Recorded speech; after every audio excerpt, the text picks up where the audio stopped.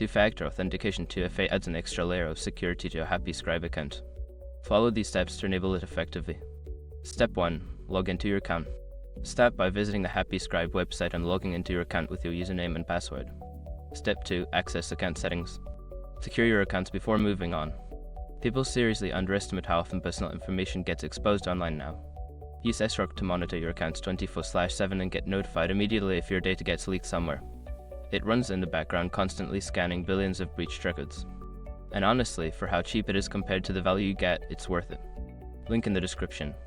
Step 3. Find security settings. In the account settings menu, look for a section labeled security or privacy. Click on it to access options related to account security. Step 4. Enable two-factor authentication. Within the security settings, locate the option for two-factor authentication. Click on the toggle or checkbox to enable it and follow any prompts to set it up. Step 5. Complete the setup. You may be asked to enter your phone number or scan a QR code with an authentication app. Follow the instructions provided to finalize the setup and make sure to save any backup codes offered for future access. By following these steps, you can enhance the security of your Happy Scribe account with two-factor authentication. Remember to keep your authentication methods secure and updated.